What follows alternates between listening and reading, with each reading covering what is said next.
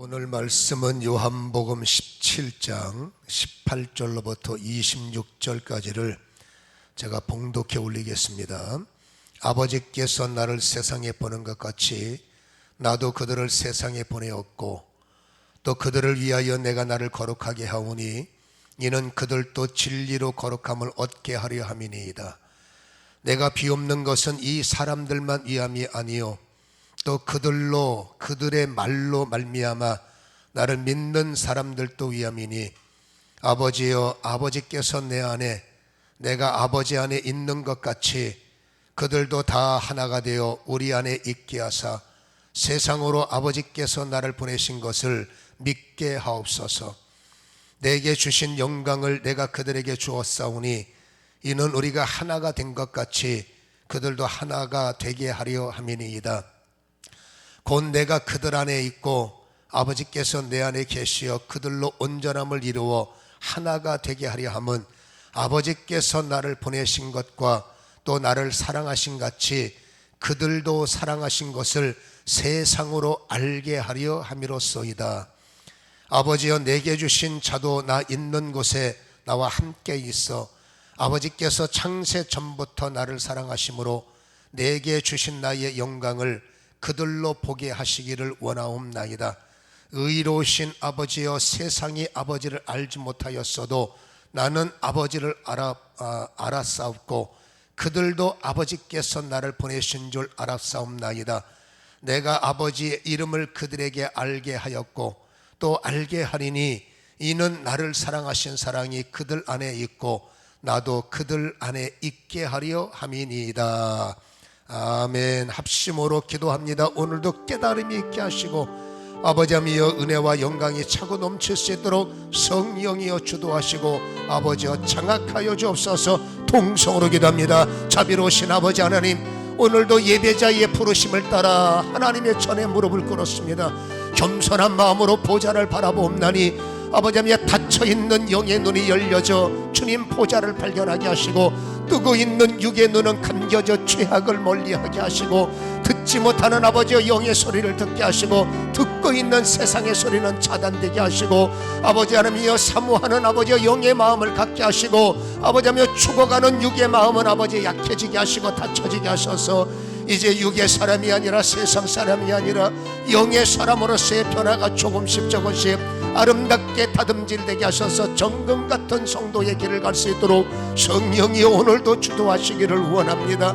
세상이 나를 이겨 무거운 짐이 되었고 세상이 나를 압박하여 아버지하며 노예가 된 우리의 포로된 아버지의 시간들 아픔이 있다면 다시 한번 성령이여 기름을 부으셔서 우리의 포로로부터 자유케 하시고 눌림과 무거움으로부터 풀려지는 은혜가 아버지의 예배를 통해서 부어지게 하옵소서. 죄의 권세가 끊어지고 어둠의 역사가 파괴되며 생명과 아버지하며 생수를 통하여 씻겨지고 다시 한번 하늘의 만나로 살아날 수 있도록 성령이여 기름 부으시고 새롭게 하시기를 원합니다.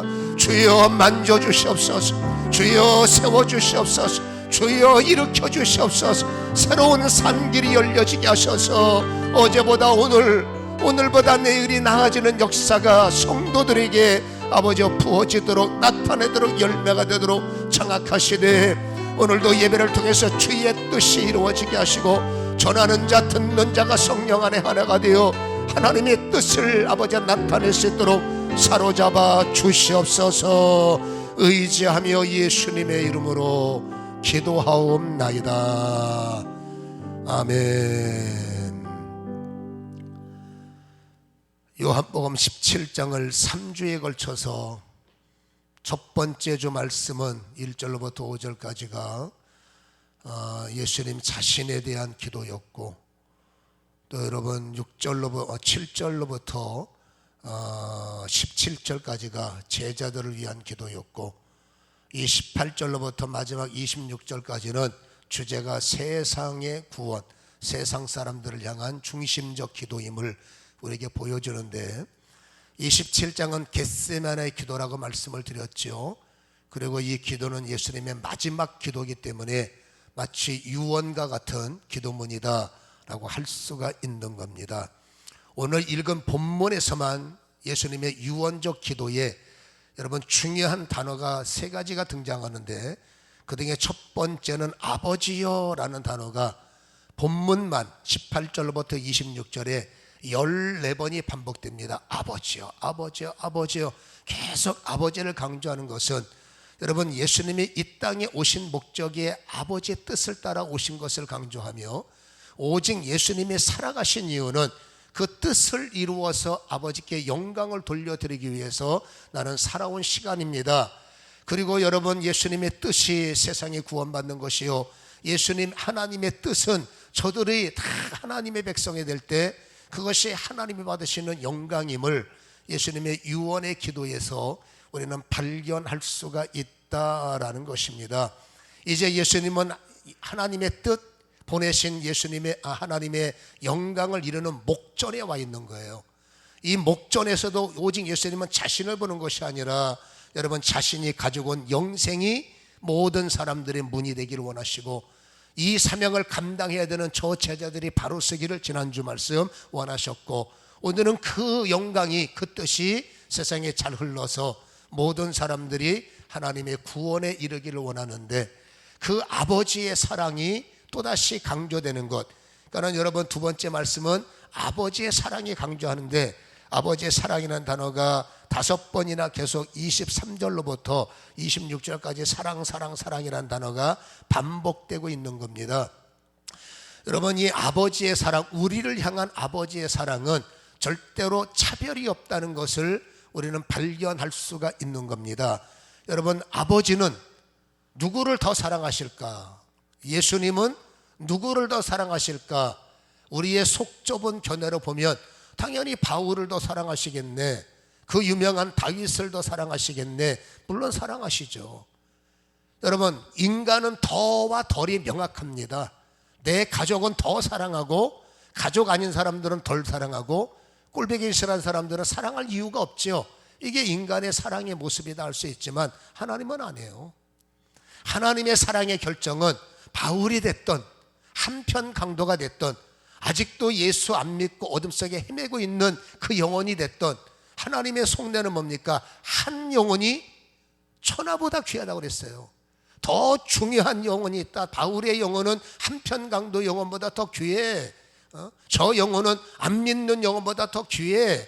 하나님은 절대로 그런 분이 아니라 모든 영혼은 하나로 보시는 겁니다. 바울의 영혼도 소중하고 한편 강도의 영혼도 소중하고, 이 영혼을 사랑하는 것이 아버지의 트레이드마크이기 때문에 여러분, 사랑만큼은 더 덜이 없는, 차별이 없는 공평한 사랑이기 때문에 예수님이 이 땅에 오신 이유, 아버지께서 나를 세상에 보낸 것 같이, 이것이 아버지의 사랑이에요. 18절에 아버지께서 나를 세상에 보낸 것 같이, 하나님이 세상을 이처럼, 하나님이 특정한 사람들을 이처럼, 성경 어디에도 없어요.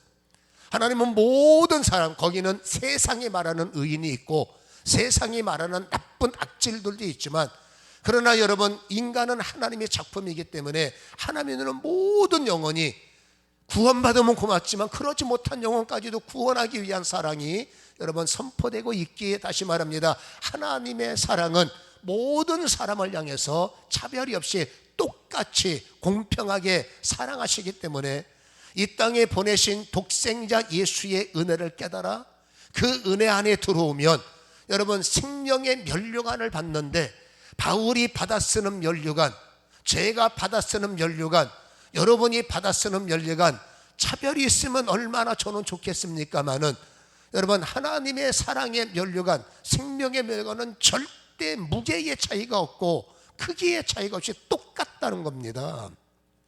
요한계시록 2장 10절에 보면 결국 이 말이죠. 내가 죽도록 충성하라, 그리하면 내가 생명의 면류관을 부어주리라. 다시 말합니다, 생명의 면류관은 절대로 여러분 영원 사랑과 영원 구원과 직결되기 때문에 생명의 면류관은 절대 차별이 없고 모든 사람들이 똑같이 받아 쓰는 여러분 하나님의 은혜라는 것을 기억하시기를 주님의 이름으로 간절히 축원합니다. 우리가 꼴보기 싫어하는 저 인간의 영을 하나님은 나처럼 사랑하신다. 누구보다 더는 아닙니다. 사랑의 개념. 그러나 두 번째로 여러분, 상급에는 명확하게 차등이 두어진다라는 거예요. 구원을 받아 영생을 주시는 것은 차별이 없지만 그 구원을 받고 영생을 얻은 자들이 영생을 얻은 이후에 어떤 길을 가고 있느냐에 따라 그 사람의 상급은 달라질 수밖에 없다라는 것입니다. 여러분, 아버지가 세상을 사랑하셔서 독생자를 이 땅에 보내셨단 말이에요. 보내신 이유는 사랑하는 영혼들을 구원하기 위해서. 그러면 예수님도 제자들을 불러서 이 제자들을 호강시키고 이 제자들을 잘 먹이고, 아이고 내 새끼들 잘 먹고 잘 입고 좋은 대학 나오고 너희끼리 잘해봐라, 이런 의도로 제자들을 부른 것이 아니라 오늘 여러분 본문 18절을 보면 아버지께서 나를 세상에 보내신 것 같이 혹독한 길을 오셨고 혹독한 순종을 하신 것처럼 나도 그들을 세상에 보냅니다. 똑같은 사명 갖고 여러분 사명을 위해서 부름받은 제자를 여러분 너희들은 덜 해라, 너희들은 덜 고생하라가 아니라 내가 이 땅의 사명을 감당하는 혹독한 길을 걸은 것처럼 제자들도 혹독한 길을 걸어야만이 여러분 주님이 하시고자 하는 일들이 제자를 통해서 또 그 사도를 통해서 속사들을 통해서 여러분 또다시 여러분 장로들의 반열, 주의 종들의 반열, 이 반열을 통해서 뭐합니까? 하나님이 가장 중요한 구원의 역사를 이루는 일에는 하나님은 좀 더 게으르지 말라, 좀 더 틈보이지 말라, 좀 더 너네 마음대로 하지 말라. 주님이 하신 대로 제자들은 그대로 따라가야 되고 제자들이 한 것처럼 교회들은 그대로 본받아야 된다, 이렇게 말씀을 하셨기 때문에 하나님이 그 아들을 십자가의 길로 보냈을 때 혹독한 희생의 길, 그러나 중요한 게 뭡니까? 주님은 승리하신 거예요. 여러분 십자가에서 아버지의 뜻을 이루셨을 때 그분은 찢기고 뺏기는 인생인 줄 알았지만 그분의 희생적인 사랑으로 말미암아 결국 우리가 십자가로 말미암아 구원을 얻게 되었고, 진 것처럼 보이지만 요한계시록 6장 이전에는 이에 내가 보니 흰 말이 있는데 주님이 타는 말이죠. 그 탄 자가 활을 가졌고 면류관을 받고 나아가서 이기고 또 이기더라.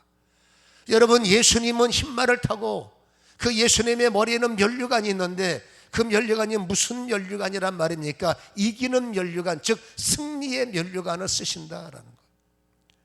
여러분 승리의 면류관을 쓰신 이기신 주님께서 제자들이 이 땅에 와서 고난을 당하고 어려움을 당하고 말도 안 되는 억울함을 당하고 여러분 모욕도 당하고 뺏기기도 하고 여러분 정말 어처구니 없는 삶을 살 수밖에 없는 그들의 희생 속에 주님께서 이길 수 있는 면류관을 씌워주시길 원하시고 결국 그들이 이겨야 되기를 주님께서는 원하신다는 것이죠. 그래서 여러분 동일하게 제자들도 그 길을 보내셨는데 우리는 여러분 디아스포라라는 단어를 다시 한번 상고해 볼 필요가 있는 거예요. 여러분 왜 디아스포라라는 단어가 사도행전 7장서부터 시작이 됐을까? 주님은 분명히 여러분 하나님의 명령을 따라 살아계시는 동안에 한 번도 나를 위해서 산 것이 아니라 유언 기도에서도 오직 아버지의 뜻대로 나는 살았고 이제 아버지의 영광을 위해서 내가 마지막 박차고 나갑니다. 죽음의 길을. 십자가는 죽음의 길이잖아요. 그렇게 살아오신 것처럼 제자들에게도 너희를 부른 이유는 너희가 호요식이 아니라 가장 중요한 것은 영원 구원이고 하나님 나라의 확장이기 때문에 제자들에게 나처럼 해봐요 이렇게죠. 그게 왜 힘들지 않음을 모르시겠어요. 그러나 그 길이 영광이기 때문에 나처럼 똑같이 해야 된다라는 혹독한 사명의 길로 그들을 쫓아내신 거죠. 본인이 같지만은 주님으로부터 여러분 하나님이 빌라도 법정서부터 죽음에 이르는 현장까지 하나님도 눈 감아버리신 거예요. 예수님의 고난을 주님은 하시지만 눈을 감으셔야 여러분 이 상황을 여러분 철저하게 외면하셔야 주님이 버림을 받으셔야 주님이 죽으셔야 인류가 살 수 있기 때문에 너무 사랑하는 나의 분신이지만 이 순간만큼 마음 독하게 먹고 눈을 지끈 감고 주님이 죽으셔서 희생의 피를 뿌려야 저들이 살기 때문에 저들의 시름이 씻어지기 때문에 하나님은 주님 앞에 그 순간만큼은 눈을 감으신 거예요. 여러분 제자들을 주님께서 똑같이 내보내는 겁니다. 억울함을 왜 안 보시겠어요? 왜 괴로움을 못 들으시겠어요? 모든 걸 알고 계시는 주님이 나의 말도 안 되는 상황을 왜 주님께서 모르시겠어요? 그러나 그 순간만큼은 예수님도 하나님처럼 눈을 감으시는 겁니다. 혹독한 십자가지만 그 사명을 감당해야 너를 통해서, 제자들을 통해서, 교회를 통해서 또다시 영원히 살기 때문에 교회가 세워진 이유, 예수가 이 땅에 오신 이유는 없는 돈을 주시기 위해서, 잃어버린 건강만 주시기 위해서 아니지 않습니까? 차라리 없는 게 나을 수도 있다. 돈 벌어서 죄 짓는 것보다 없는 게 낫고, 멀쩡한 몸으로 죄 짓고 다니는 것보다 한쪽 눈 빼고 천국 가는 것이 낫고, 주님이 원하는 것은 잘 먹고 잘 사는 게 아닙니다. 어떻게 하든지 그걸 통해서 하나님이 계시군요. 고쳐짐을 통해서 주님이 진짜 계시군요.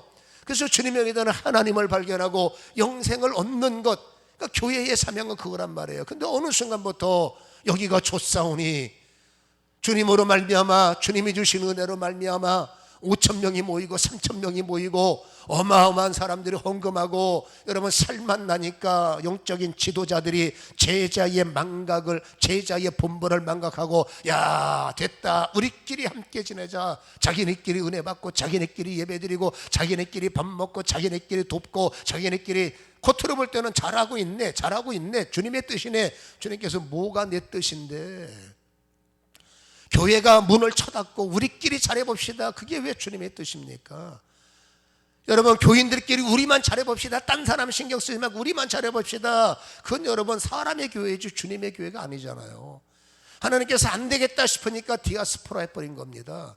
사울이라는 여러분 악질을 당시에는 여러분 스데반을 쳐 죽이게 만들고, 이제 예수 믿는 것들 다 잡아들여 라는 여러분 명령, 한마디로 계엄을 선포해버린 겁니다.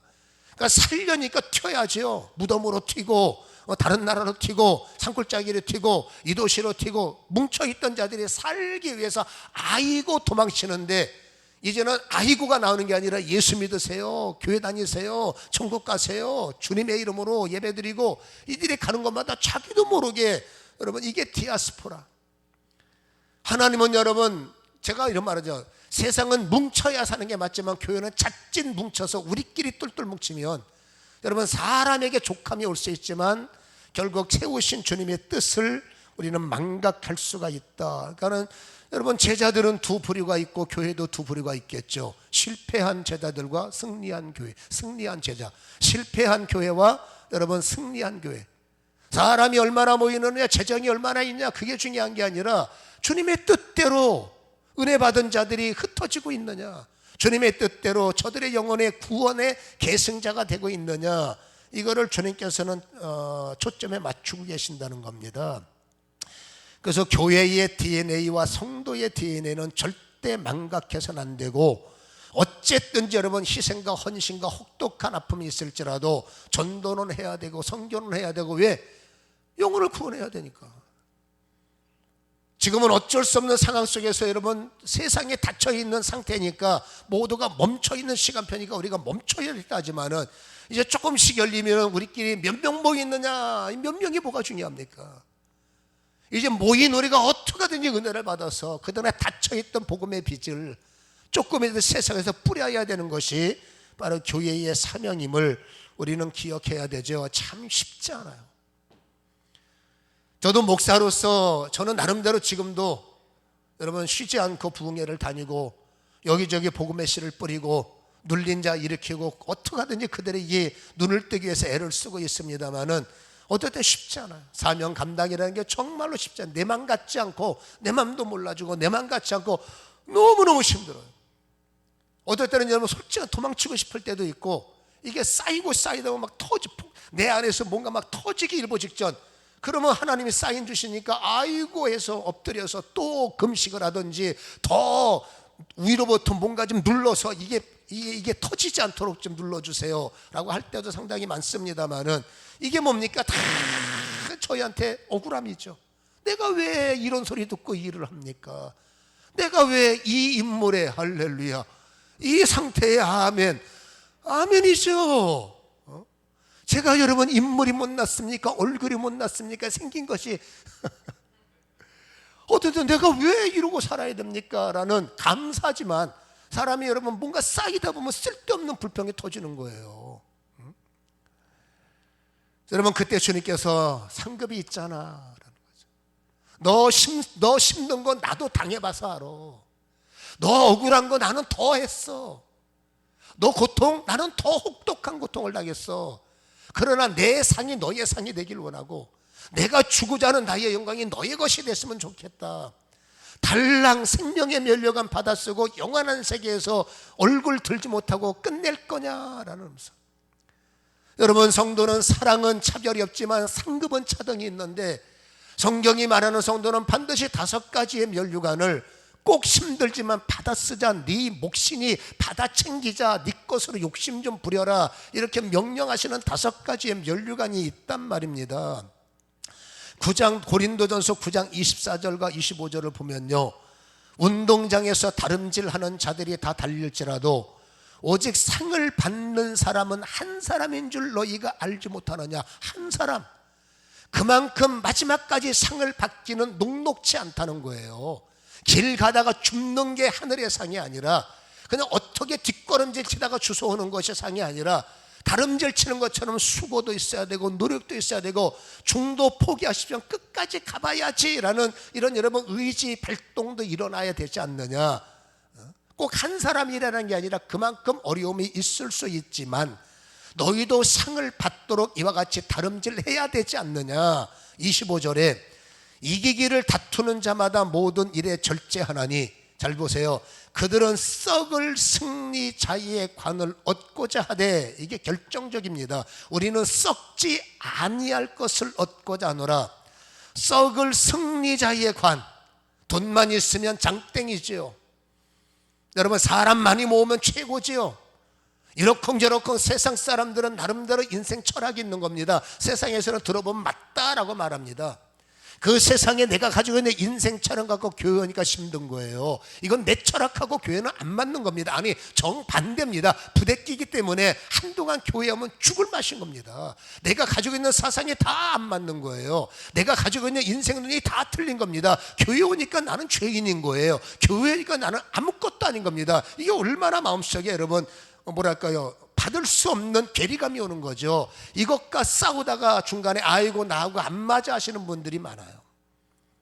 근데 어떤 분들은 참 미련한 말큼 아이 뭔지 모르겠지만 버텨보자, 감사하죠. 버티는 분이 있지만 아무튼 간에 여러분, 썩을 것들에 우리의 시선을 뺏기다 보니 시간도 없고, 여러분 놓고 갈 것에 목숨 걸다 보니 여러분 시간도 없고, 아무것도 아는 일이 아무것처럼 여기고 거기에 옛것에 여러분 또다시 애를 쓰다 보니 정말로 썩지 않을 승리의 면류관을 우리는 받았을 시간이 어렵다 보니 나의 초점이 하나님에게 맞춰 있는 사람이 운동장에서 다른 박자는데 한 사람만 보인다는 거예요.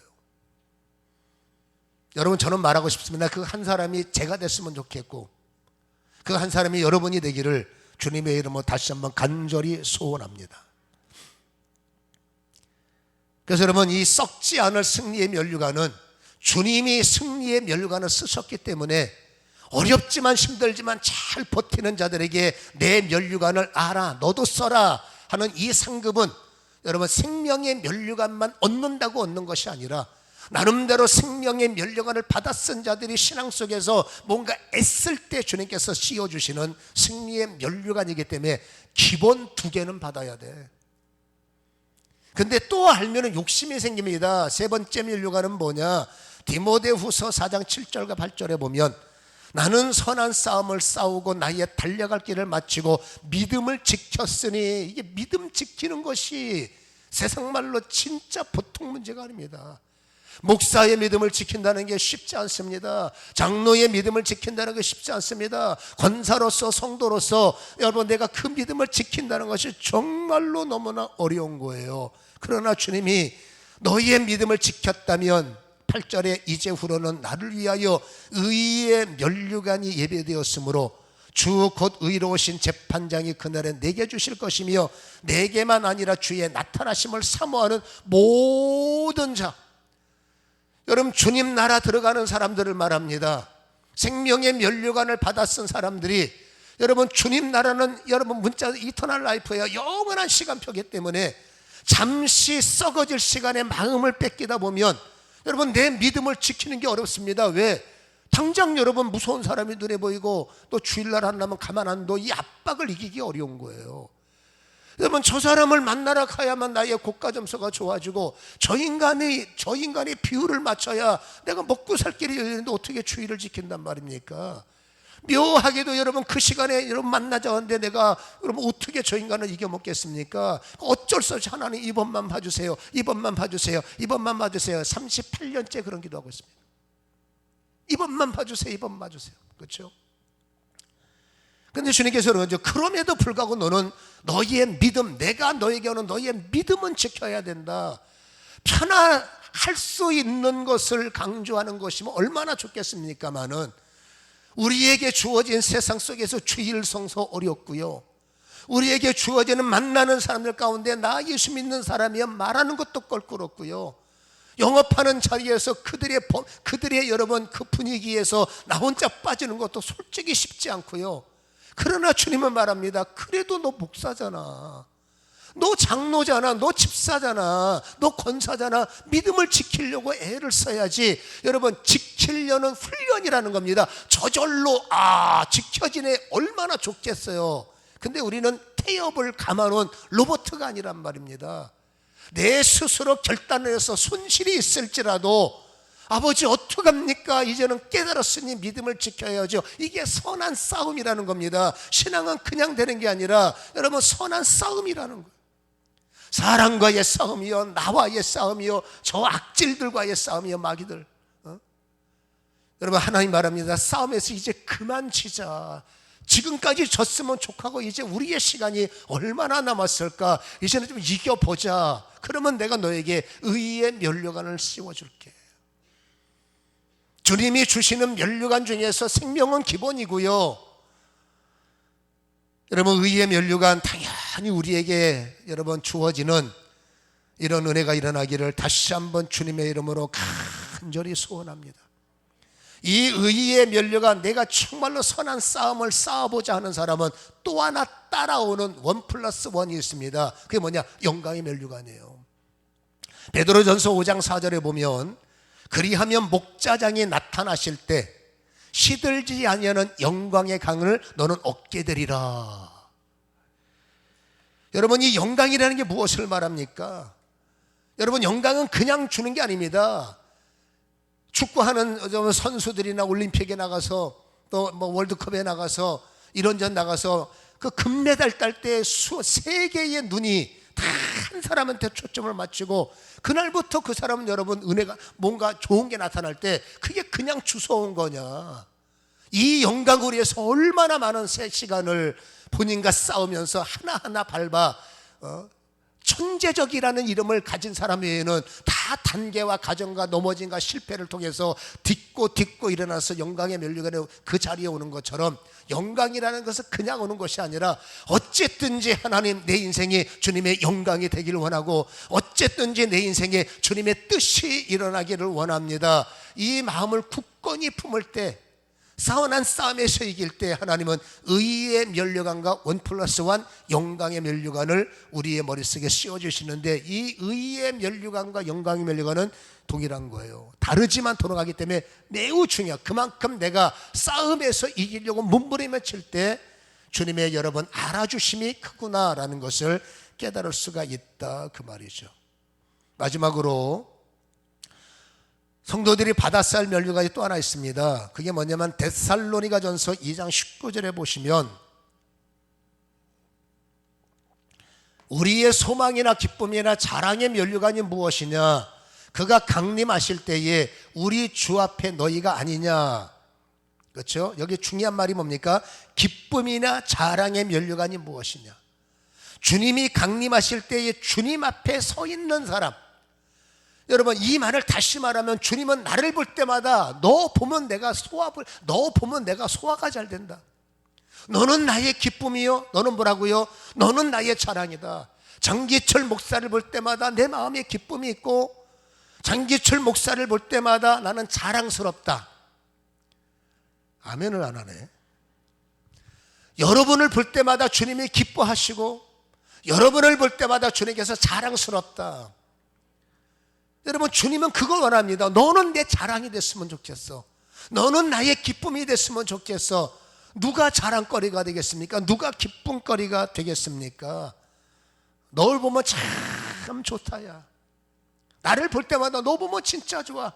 사는 꼴은 세상이 볼 때 어떤 사람이 볼 때 뭘 사는 꼴이 그래 라고 할 수 있을지라도, 옛날에 보세요. 예수 믿는 사람들 얼마나 핍박당했습니까?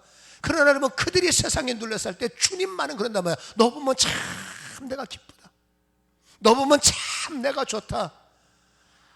여러분, 이 데살로니가전서 2장 19절에 주님의 기쁨이 되어드리고, 주님에게 여러분 주님의 자랑, 너는 진짜 내 인생의 자랑거리야, 너는 우리 교회의 자랑거리야, 너는 내 나라의 자랑거리야 라는 이 주님의 자랑이 바로 저와 여러분의 자랑이 되기를 다시 한번 주님의 이름으로 간절히 소원합니다.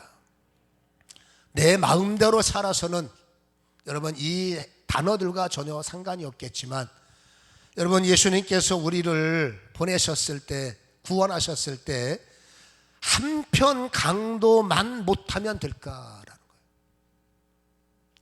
여러분, 한편 강도를 우리는 부끄러운 구원자라고 말하지만 더 중요한 게 있습니다. 그 한편 강도는 구원받은 이후에 책망이 없다는 거예요. 구원받는 순간에 모든 죄는 포맷이 됐기 때문에 책망은 끝난 거예요. 구원받은 이후에 생명의 면류관을 예약한 사람들은 주님은 영광을 받았어야지, 의의 면류관 받았어야지, 자랑의 면류관 받았어야지, 승리의 면류관 받았어야지, 이거를 주님께서 기대하면서 나에게 시간을 보장해 주시고 나에게 환경과 조건들을 열어주시잖아요, 우리의 생명 속에. 근데 이 시간에 나는 여러분 또다시 바쁜 겁니다. 나 먹고 살기, 나 살기, 내일 하기, 여기에 초점을 뺏기다 보니 그냥 여러분 주일날 예배 한 번 드리는 것도 버거운 거예요. 그래도 나는 뭐 주님의 자식이니까 그래도 예배는 드려야지. 이것은 기특하다고 나머지 모든 기회를 잘했다, 착하고 충성된 종아의 반열에 드는 것이 아니라, 여러분 목사의 칭찬과 여러분의 칭찬은 같을 수는 없는 겁니다. 저는 여러분 죽도록 애를 써야 되지만 여러분들은 그 환경 속에서 싸움이잖아. 저절로 신앙이 열리는 게 아니더란 말이에요. 저는 목사만 되면 저절로 되는 줄 알았더니 저절로 되는 거는 중밖에 없더라고. 웃자고 한 소리인데 반응이 없네. 여러분, 십자가는 저절로 안 됩니다. 십자가는 나보고 지라는 거예요. 네가 줘, 네가 버텨, 무릎에 힘을 줘, 허리에 힘을 줘, 그리고 버텨야 돼. 우리에게 무수한 시간을 주었지만, 여러분 주님께서는 버티기를 원하지만 우리는 지금도 안타깝지만 대부분의 많은 분들이 지고 있는 거예요. 왜? 바쁘잖아요. 왜? 현실이 녹록하지 않지 않습니까? 그렇죠? 그러니까 우리는 여러분 세상을 따라가다 보니 결국 여러분 시간을 허비하고 나에게 주어진 기회들을 무수히, 그때가 기도해서 기적을 만들 때인데 놓쳐버리고, 그때가 하나님이 주가 될 차임인데 놓쳐버리고, 이런 무수히 많은 기회를 허비해버리는 시간표를 우리는 지금도 살고 있지 않는가, 주님은 생각 좀 해보자, 이렇게 말씀하고 계시는 거죠. 상급날은 영원한 시간이기 때문에 아까도 말씀하신 것처럼 내가 고난받을 때 주님은 눈을 질끈 감아, 너 그거 감당해야 돼. 하나님이 예수님을 십자가 앞에서 눈을 감고 견뎌라, 그래야 인류가 산다. 제자들이, 예수님이 제자들을 파송하시면서 그들이 순간순간 영광 말고 어려움 속에서 고통을 당할 때 버텨라, 내가 눈 감고 버텨라, 그래야 너희들이 영광을 받는다. 오늘날 마찬가지입니다. 하나님은, 주님은 또다시 우리를 생명의 멸관을 주시고 세상 가정으로 파송하시고 직장으로 파송하셨을 때, 어려움을 당할 때 주님께서 눈을 감고 너 그거 이겨야 돼 라고 하지만 눈동가 나면 우리는 없어져 버리는 거죠. 이기기를 기대하셨는데 또다시 여러분 타협하고 넘어지고, 그렇죠? 주님의 소원이 뭘까요? 오늘 읽은 본문 23절과 24절을 다시 한번 읽겠습니다. 잘 들어보세요. 곧 내가 그들 안에 있고 아버지께서 내 안에 계시어 그들로 온전함을 이루어 하나가 되게 하려 함은, 아버지께서 나를 보내신 것과 또 나를 사랑하신 것 같이 그들도 사랑하신 것을 세상으로 알게 하려 합니다. 주님이 여러분 세상 속에 하나님의 역사가 드러나기를 꼭 좀 성도들은 알았으면 좋겠다. 24절, 아버지여 내게 주신 자도 나 있는 곳에 나와 함께 있어. 모든 제자들뿐만이 아니라 성도들이 나 있는 하늘에 함께 있어. 아버지께서 창세 전부터 나를 사랑하심으로 내게 주신 나의 영광을 그들로 보게 하시기를 원하옵나이다. 주님의 유언 기도예요. 주님의 유언께 나 있는 곳에 제자들도 오고 나 있는 곳에 나의 사랑을 베푼 모든 사람들이 와서 내 영광이 뭡니까? 승리의 면류관, 내가 나눠주는 자랑의 면류관, 의의 면류관, 기쁨의 면류관, 자랑의 면류관, 이 면류관은 너희 모든 자들이 쓰기를 원하노라 라고 말씀하시는 이 진리가 우리의 진리가 되고 깨닫기를 다시 한번 주님의 이름으로 간절히 소원합니다. 나의 영광을 그들이 보기를 원합니다 할 때 우리는 주여 아멘. 두 번째 주님의 유언이 또 하나 있습니다. 제발 하나가 되자라는 거예요. 제발 하나가 되자. 주님이 사랑을 베풀어 주시는 것은 감사하지만 이 하나가 되는 것은 오늘부터 우리 몫이에요. 사랑을 받은 사람들이, 면류관을 받아 할 사람들이 모여있는 이 공동체라는 교회 집단들이 가장 어려운 미션이 뭘까? 전도보다 더 어려운 미션이 뭘까? 핍박보다 더 어려운 미션이 뭘까? 하나가 되는 일이 정말로 어려워요. 오늘 주님은 여러분 성경 속에 세 절이나 강조하십니다. 21절에 여러분 아버지께서 내 안에 내가 아버지 안에 있는 것 같이 그들도 다 하나가 되어. 22절에 내게 주신 영광을 내가 그들에게 주었사니 이는 우리가 하나가 된 것 같이 그들도 하나가 되어. 23절 아까 읽었죠. 온전함을 이루어 하나가 되게 하려 합니다. 주님은 세 번이나 반복합니다. 하나가 되자, 하나가 되었으면 좋겠다, 반드시 하나가 되어야 한대야 라고 명령을 하시지만 교회는 정말로 하나가 되기 어렵습니다. 미국의 유명한 작가가 있습니다. 마크 트레인이라는 사람이 하나의 예화를 만들었어요. 여러분, 큰 우리를 만들고 개와 고양이를 그 안에 넣었다는 겁니다. 왜냐하면 서로 앙숙이니까. 여러분 이 집단체를 여러분 본 거죠. 그때 웬일입니까? 의외로 우리 속에 가두니까 친해져서 잘 지내더라는 겁니다. 잘 지내네. 그리고 여러분 두 번째로는 여러분 새와 돼지와 염소떼를 그 우리 속에 집어넣고 잘 지내나 보자 했더니 시간이 좀 걸려서 그렇지 의외로 또 잘 지내더라는 겁니다. 잘 지내네. 세 번째로는 여러분 누굴 집어넣느냐? 장로 교인을 집어넣고 침례 교인을 집어넣고 여러분 감리 교인을 집어넣고 순복음 교인을 집어넣었더니 얼굴만 보면 싸우더라는 거예요. 물론 이건 여러분 현실을 풍자하는 작가가 만들어낸 지어낸 이야기지만 이 풍자 속에서 우리에게 주시는 여러분 분명한 메시지는 있다. 오히려 여러분 성도들이 교단이 다른 사람들이 하나가 되는 것이 기적보다 힘들다. 성도들이 생각이 달라요. 살아온 방식이 다르고 신앙의 패턴, 신앙적인 철학도 다를 수 있어요. 그러니까 이렇게 다른 분들이 여러분 이곳에서 예배 드릴 때 이 생각이 하나가 되는 것이 힘들다. 이것도 기적만큼 힘들다라는 겁니다. 저는 기도합니다. 하나님, 우리 교회는 날마다 기적이 일어나게 하옵소서. 병든 자 고치는 것 말고요, 없는 자 돈 버는 것 말고요, 주님이 원하시는 아버지 공동체를 이루어서 생각이 다른 우리가, 여러분 살아왔던 방식이 다른 우리가 여러분 하나가 되는 주님의 유언을 이루어 드리자라는 겁니다. 이건 주님의 유언이다 그 말입니다. 여러분 인간이 분열이 일어나는 것은 자신들이 부족하다는 증거입니다. 욕심이 많다는 증거입니다. 여러분 내려놓음이 약하다는 것이죠. 들어보면 다 당신이 하나님의 뜻이요, 다 내가 전통이요, 말 들어보면 다 내가 하나님의 뜻이고 다 내가 하나님의 전통이고 자신만이 옳은 겁니다. 옳은 생각을 갖고 들어보니 넌 틀렸어 이게 되는 거예요. 전통적인 생각이라고 고집하는 것을 들어보니 저거 틀렸어, 그렇죠? 자신만이 하나님의 뜻을 갖고 있다고 우기다 보니 당신은 하나님의 뜻이 아니야 라고 여러분 우기더라 그 말입니다. 이것은 인간의 부족함, 내려놓음, 휘장 찢기, 욕심 작동할 때 휘장이 찢어서 하나님이 나의 욕심을 눌러버리놔야 되는데 여러분 휘장 찢기에 실패한 모습이다 라고 할 수가 있지요. 여러분 교회가 분열을 일으키고 하나가 되지 못하는 것은 여러분 치명적인 겁니다. 밖에 나가서가 아니라 교회 안에서 십자가 보세요. 이 십자가는 여러분 예수님의 희생의 현장입니다. 여러분 저 십자가에서 못 박히신 예수님께서 여러분 고린도전서 1장 10절에 바울을 통해서 이렇게 말씀하십니다. 형제들아 성도들아 내가 우리 주 예수 그리스도의 이름으로 너희를 권하노니 모두가 같은 말 좀 하자. 너희 가운데 분쟁이 없이 하자. 제발 같은 마음과 같은 뜻으로 온전히 제발 좀 하나가 되자. 합하라. 에베소서 4장 5절과 6절에는 주님도 한 분이시여 상삼위 하나님의 일체, 믿음도 하나요, 세례도 하나요, 하나님도 한 분이고 만유의 아버지시고 만유 위에 계시고, 읽어봅니다. 시작. 만유를 통일하시고 만유 가운데 계시기 때문에 만유의 아버지는 통일. 만유의 아버지가 말합니다. 우리는 하나야. 믿음도 하나야. 말도 하나여야 돼. 생각도 하나여야 돼. 다르지만 모이면 하나여야 돼. 이게 주님의 명령이에요. 이게 주님의 여러분 유언적 기도라는 겁니다. 우리는 이 유언을 진짜로 이루어 드려야 돼요.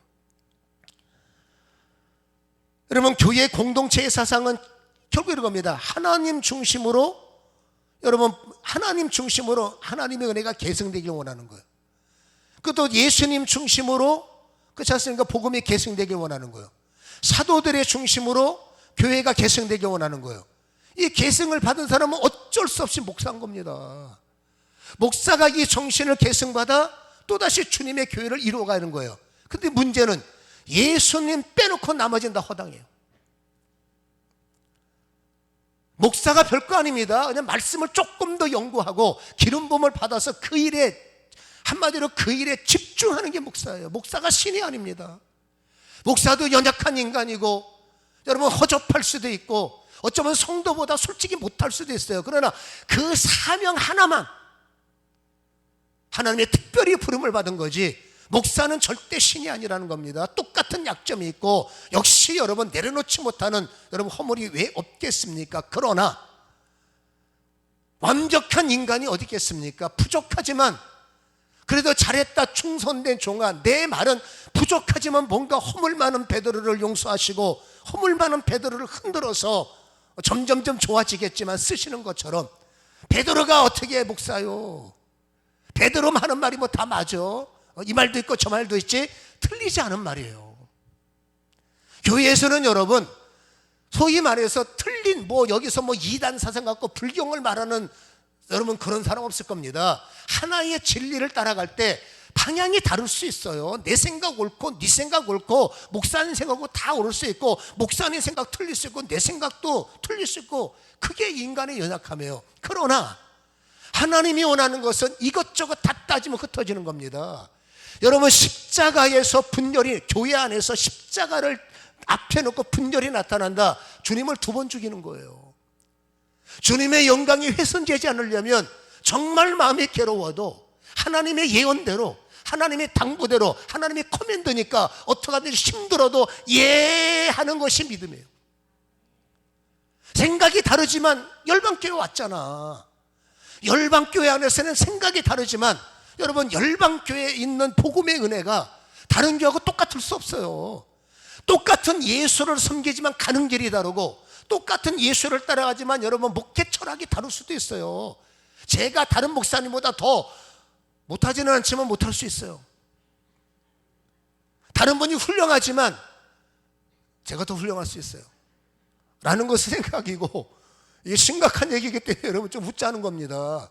그러나 중요한 것은 잘하든 못하든 하나님께서 열방교회를 세우시고 이 안에 하나님이 원하는 뜻을 이뤄나가는 목사도 부족하고 사모도 부족하고 부목사도 부족하고 장로는 안 부족합니까? 권사는 안 부족합니까?